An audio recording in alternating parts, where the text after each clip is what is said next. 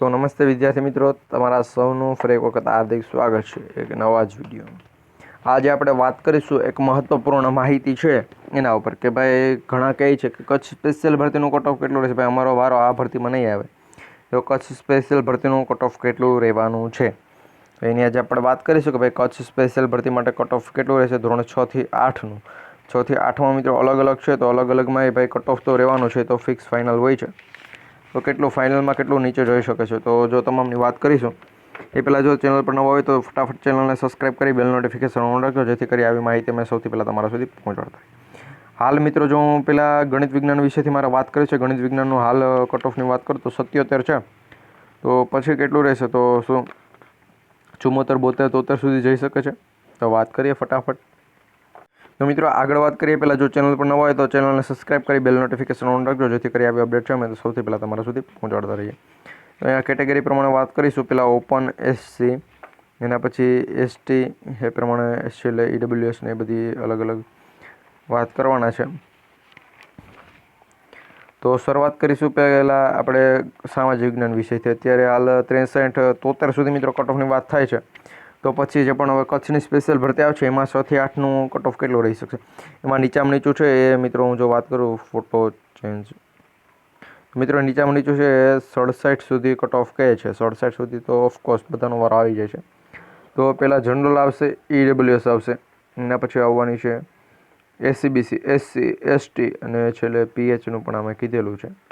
તો જો જનરલ કેટેગરીમાં તમે જોવા જાઓ તો 70 પોઈન્ટ તમારે 33% અનામત સાથેનું જોઈએ છે, તેની પીડીએફ તમને કોમેન્ટ બોક્સમાં અથવા ડિસ્ક્રિપ્શનમાં લિંક મળી જશે, ત્યાં ક્લિક કરી મેળવી લેજો।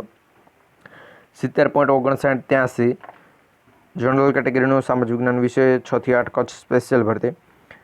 70 પોઈન્ટ મિત્રો 70.5089, 70.5089 છે આપણે ઈડબ્લ્યુએસ કેટેગરી। એના પછી આગળની કેટેગરી નેક્સ્ટ કેટેગરી ભાઈ તો 70.3510, 3510 કઈ કેટેગરી એસસીબીસી કેટેગરી ભાઈ। એના પછી આવશે 70.1096 કઈ કેટેગરી એસસી કેટેગરી ભાઈ। એના પછી નેક્સ્ટ કેટેગરી છે એસટી કેટેગરી 69.6375, આટલા માર્ક છે ઓલ ઓવર કેટેગરી માટેના।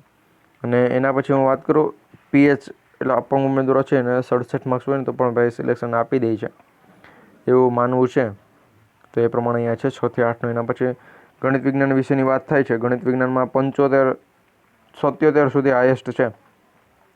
તો અહીંયા મિત્રો જનરલ કેટેગરી છે કે જેને 73 માર્ક્સ હોય, 73.7542। એના પછી નેક્સ્ટ આગળ વાત કરું તો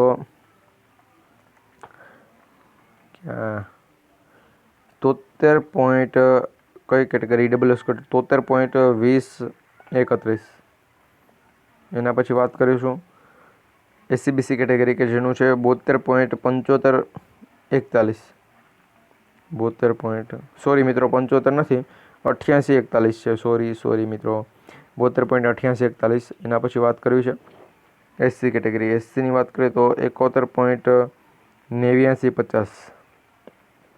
એના પછી નેક્સ્ટ અધર કેટેગરી એસસી કેટેગરી, એસસી કેટેગરીમાં છે એ કેટલું છે ભાઈ 71.2561, 71.2561।